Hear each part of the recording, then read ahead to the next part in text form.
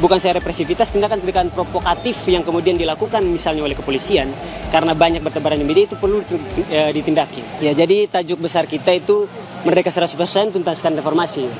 Dan tuntutan kita ada 5 bidang ya, dengan penjabaran tuntutannya. Yang pertama soal reformasi partai politik. Reformasi partai politik tuntutannya yang pertama kita minta untuk ada lembaga pendidikan parpol yang secara resmi dan permanen. Jadi dia bertugas untuk pengkaderisasi dalam internal maupun secara eksternal kepada publik.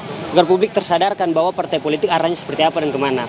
Kemudian kita pengen juga dalam reformasi parpol ini ditetapkan standar untuk syarat berapa lama berproses di partai sebelum akhirnya dicalonkan ke dalam kontestasi politik, sehingga lebih bisa menekan popularitas dan kekuatan modal yang hanya semata-mata dimiliki oleh setiap calon. Jadi harus diproses dulu, ditempa dulu di partai politik minimal 4 tahun ke atas.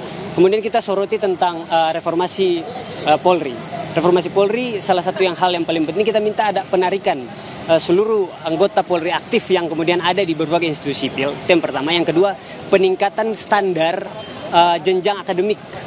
Jadi dari tahap yang awalnya mungkin bisa standar SMA, itu kita pengen lebih di atas itu, D1 atau S1. Peningkatan standarnya untuk kemudian lebih memperkuat kualitas dari kepolisian. Selanjutnya kita menyoroti terkait dengan represivitas yang terjadi di aksi belakang ini maupun yang lampau-lampau. Ya, represivitas itu perlu untuk ditekan dan penegakan hukum terhadap represivitas itu penting.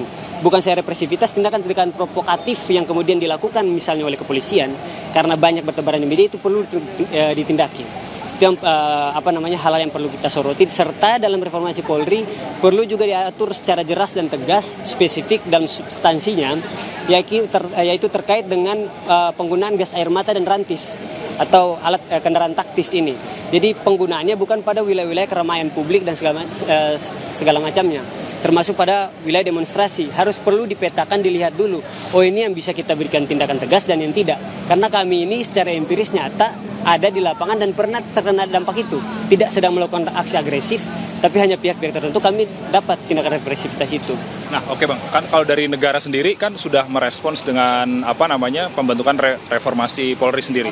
Kalau dari teman-teman mahasiswa tanggapannya seperti apa? Oh iya, kalau memang ada keseriusan dari pemerintah untuk melakukan reformasi Polri, jadi transparansi dalam hal upaya melakukan reformasi ini perlu jelas dengan pelibatan segala pihak. Jadi selain dari pihak yang benar-benar fokus dalam bidang HAM walaupun itu dalam institusi pemerintahan sendiri, tapi kita sebagai mahasiswa, pihak-pihak eksternal, masyarakat itu perlu untuk dilibatkan juga di sana. Jadi kalau memang ada cita-cita untuk mereformasi Polri, itu perlu pelibatan seluruh pihak. Kita perlu itu. Tadi mendapatkan respons dari pihak Mensesnek, Kementerian Sekretariat Negara. Kalau dari mahasiswa sendiri tanggapannya seperti apa? Responnya dari pemerintah apakah sudah?